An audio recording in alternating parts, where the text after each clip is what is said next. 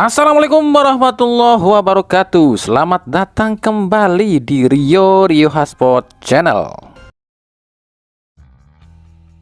Oke, di awal perjumpaan kali ini kita akan coba bahas sebuah komentar di video kami. Yang komentarnya kayak gini nih. Kang, katanya mau evaluasi timnas pertandingan kemarin lawan Bahrain dan Cina. Ini Pak Sekjen bilang nggak bisa. STY pulang Korea dan nunggu dia balik. Kacau ya. Biasanya dia balik mepet-mepet. Kapan perbaikannya?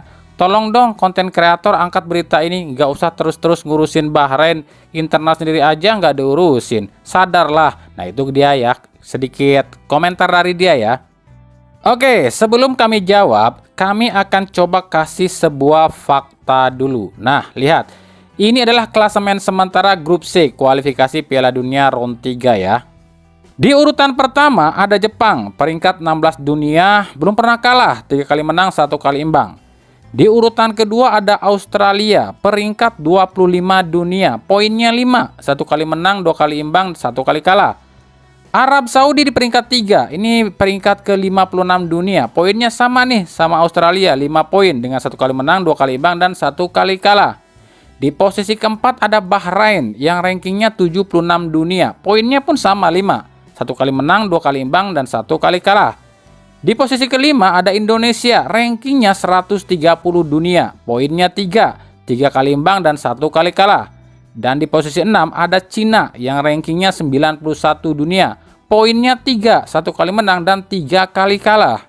Nah, apa yang bisa kalian tangkap dalam klasemen ini? Di grup ini, Indonesia itu yang rankingnya paling rendah loh ya. Indonesia itu berbeda 114 peringkat dengan Jepang, berbeda 105 peringkat dengan Australia, berbeda 74 peringkat dengan Arab Saudi, berbeda 54 peringkat dengan Bahrain, dan berbeda 39 peringkat dengan Cina. Pertanyaannya adalah, dengan kenyataan Indonesia di peringkat 130 dunia, lu harapin apa dari Indonesia? Juara dunia? Juara grup? Nih, kita kasih tahu aja. Vietnam dulu saat di round 3 itu ada di ranking 92 dunia. Terus apa hasilnya? Dari 10 laga Vietnam cuma mengoleksi 4 poin. Thailand saat masuk di round 3 itu ada di ranking 97 dunia. Apa hasilnya? Dari 10 laga cuma raih 4 poin. Nah, Indonesia yang rankingnya 130 dunia baru 1 kali kalah aja kalian udah ribut. Sekarang kita bicara soal fakta aja deh yang ada di Indonesia. Sintayong itu disalahin karena kalah lawan Cina, dianggap ngotak-ngatik pemain kan. Itu karena kalah kan. Coba kalau lawan Cina dengan otak-atik pemain tapi tetap menang, apakah akan disudutkan? Apakah akan disalahkan? Pasti nggak terlalu ramai gini kan. Cuma gara-gara kalah kan. Seandainya Sintayong otak-atik pemain terus menang, apa kalian akan ramai kayak gini? Sepak bola itu bukan cuma soal strategi lo ya, tapi juga faktor keberuntungan dan juga faktor non teknis. Sekarang gini lah secara logikanya, kalian nyangka nggak Australia bakal dikalahin sama Bahrain yang rankingnya di bawah Australia? Nggak nyangka kan? Tapi tetap kenyataannya Australia kalah. Bukankah hal wajar sebenarnya kalau Indonesia kalah dari Cina? Kan rankingnya pun jauh lebih tinggi Cina dong dibanding Indonesia. Sekarang kami balik nanya sama kalian, apakah kalian ketika itu menghujat pelatih Indonesia saat Indonesia dibantai oleh Malaysia, saat Indonesia dibantai oleh Singapura, saat Indonesia dibantai oleh Vietnam, saat Indonesia dibantai oleh Thailand yang masih ASEAN? Kenapa cuma ketika kalah dari tim peringkat 91 dunia kalian udah nyalahin Sintayong? Sekarang kalau kalian menyalahkan Sintayong, kita flashback deh ke belakang. Berapa gol Indonesia dibantai Arab Saudi? Berapa gol Indonesia dibantai sama Bahrain? Berapa gol Indonesia dibantai sama Australia? Dan berapa gol ketika kalah lawan Cina dulu sebelum dipegang oleh Sintayong? Kenapa kalian nyalain Sintayong cuma gara-gara baru 1 kali kalah?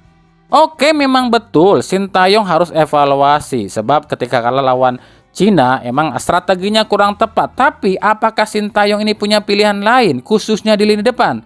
Oh, ada Hoki Caraka dan Dimas tuh. Hoki dan Dimas udah berapa kali membela timnas senior? Apa yang dihasilkan oleh Dimas dan Hoki di timnas senior? Kalian baru gini aja udah nyalahin Sintayong. Padahal tanpa Sintayong dan pemain diaspora, Indonesia ini nggak bakalan lolos ke round 3 lo ya. Nggak bakalan lolos 2 kali Piala Asia lo ya. Ada nggak tuh pelatih timnas kita sebelum-sebelumnya yang mampu lolosin timnas ke round 3 dan 2 kali ke Piala Asia? Justru yang harus dievaluasi itu bukan Sintayong dan pemain timnas, tapi otak kalian yang harus dievaluasi.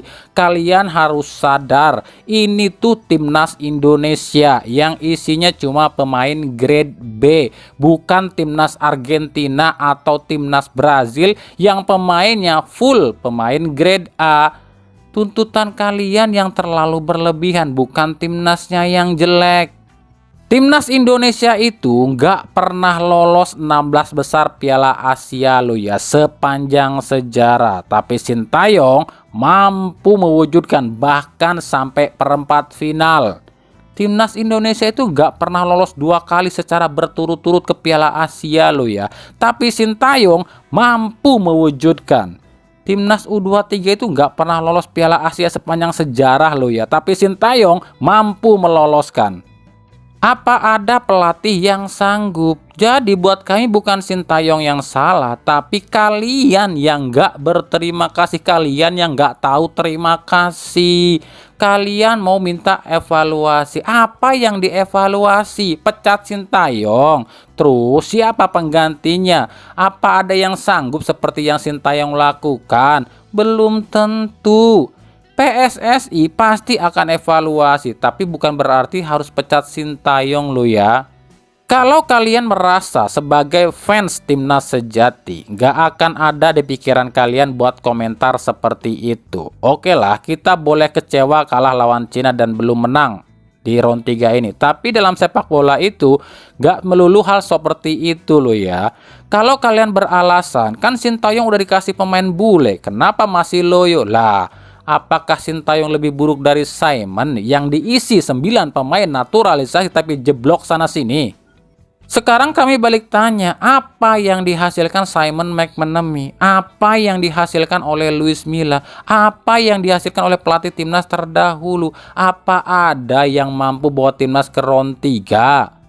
PSSI itu udah tahu di mana kekurangan timnas dan ini lagi coba diperbaiki. 4 laga yang dijalani timnas di round 3 itu cuma laga lawan Cina aja yang wasitnya agak sedikit bagus.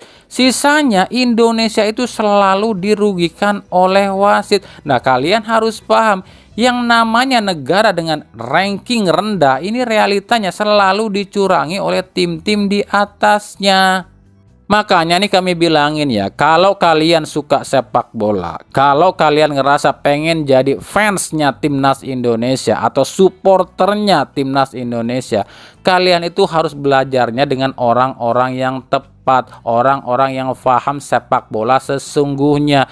Jangan cuma nontonin orang yang benci Sintayong tapi punya niat-niat tertentu gitu loh.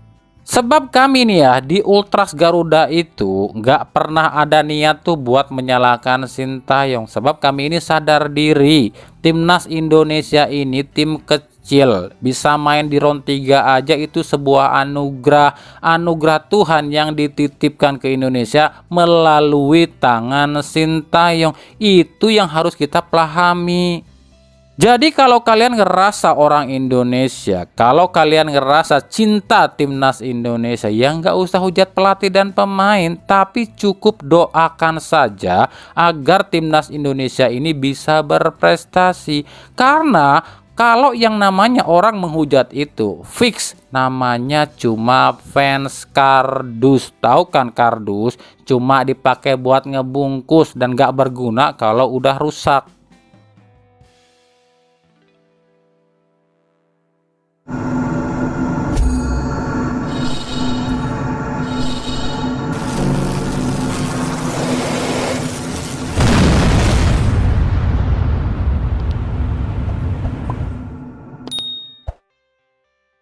Oke, ini juga lagi rame nih, ini soal keputusan PSSI dan LIB yang tetap menjalankan Liga 1 saat AFF berjalan. Ini banyak banget klub nih yang menolak hal ini nih, sebab katanya kalau AFF main, otomatis pemain yang diambil ya pemain Liga 1, sementara Liga juga jalan. Nah, keputusan AFF tetap jalan, sementara Liga pun jalan ini disampaikan oleh Direktur PT LIB, Ferry Paulus. Buat kami gini loh ya, ini anehnya orang Indonesia loh ya, giliran timnasnya diisi pemain diaspora protes, katanya membunuh talenta lokal. Giliran timnasnya diisi pemain Liga 1 bilangnya membunuh kestabilan tim di Liga. Lah, maunya gimana? Emangnya kalian yakin pemain dari klub kalian yang paling banyak dipanggil ke timnas di AFF? Kan belum tentu lah. Persija ada aja nih ya, yang kemungkinan pemainnya akan banyak diambil ke timnas AFF. Anteng-anteng aja. Muhammad Prapanca aja sendiri bilang nggak masalah tuh kalau AFF jalan, Liga pun jalan. Lah kalian yang belum tentu pemainnya dipanggil ke timnas udah kelabakan dan kebakaran jenggot duluan.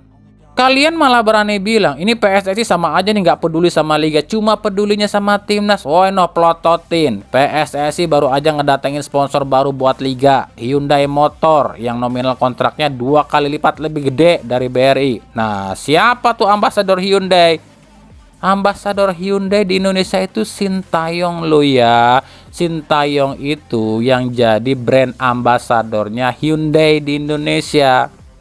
Ini kan kalau ada sponsor gede gini buat masuk ke Liga, otomatis kesejahteraan Liga pun dan klub terjamin dong. Lah kok pada nggak ada yang terima kasih sama Sintayong? Ini baru satu loh ya. Samsung sebagai salah satu merek asal Korea Selatan pun kabarnya akan mengajukan diri sebagai sponsor Liga 1 loh ya. Bayangin kalau dua brand besar ini jadi sponsor Liga 1, apa nggak sugih tuh para klub? Atau palingan kalian akan bilang gini nih, paling juga ntar duitnya dimakan sama LIB. Lah itu dulu, sekarang LIB ini nggak pegang duit loh ya, yang pegang duit itu PSSI. Jadi kalau buat kami pribadi ya, yang kalian ributkan itu bukan soal AFF-nya, tapi yang kalian ributkan itu, yang kalian permasalahkan itu Sintayongnya kan, yang kalian ingin singkirkan kan. Lah dulu AFF jalan, Liga jalan, pelatihnya bukan Sintayong, adem ayem aja. Kenapa demikian? Karena kalian bisa nitipin pemain ke timnas di AFF kan? Itu loh realitanya. Cuma karena gara-gara Sintayong ini nggak mau dititipin pemain, maka dimusuhin. Aduh, miris banget ya sifat bangsa ini.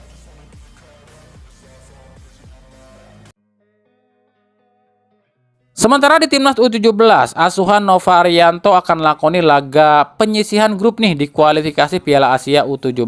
Lawan perdana yang akan dihadapi adalah Kuwait pada Rabu 22 Oktober ini. Nova Arianto sendiri membawa 23 pemain ke Kuwait, dan dari 23 pemain itu cuma 2 pemain yang abroad ya, yakni Matt Baker di Melbourne City dan juga Lucas Lee di The Anze Force ya. Selebihnya pemain yang main di liga lokal. Kalau kami pribadi ngelihat peta kekuatan di grup G ini, ya ini grup yang sulit sih menurut kami, sebab ada Kuwait, tim yang dari negara onta, yang juga lagi ribet nih sama kita di negara onta nih. Juga Australia yang dianggap musuh baru kita nih. Ya kalau kami pribadi tetap mendukung dan mendoakan timnas Indonesia U17, meskipun nggak terlalu menargetkan target tinggi ya, sebab kita tahu lah 2 lawan Indonesia di grup ini tuh udah pasti akan dibantu sama AFC ya. Apalagi AFC sekarang kan lagi selek nih sama Indonesia. Makanya kita doakan saja yang terbaik untuk timnas U17. Sebab ya, sekuat apapun kejahatan itu gak akan bisa pernah menang melawan kebenaran.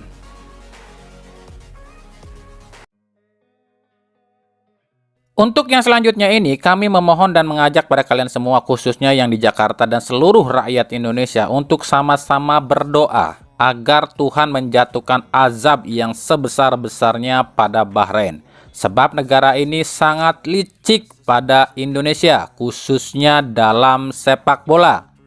Kemarin negara ini udah curang soal wasit, lalu ngadu ke AFC minta pindah tempat. Sekarang Bahrain mengirimkan dajalnya, yakni Naomi 9 ke Indonesia. Kami tahu tujuan Bahrain mengirimkan dajal ini biar bikin ribut kan, yang nantinya akan dilihat Indonesia ini nggak aman kan.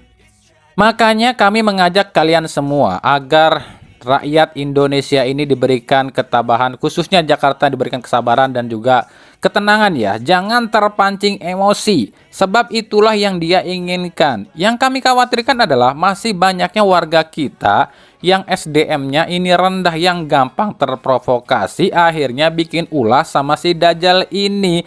Karena kan kita nggak bisa ngawasin warga Jakarta. Atau meskipun ya nggak ada warga Jakarta yang rusuh sama si Dajjal ini, kan bisa aja dia ini bikin trik.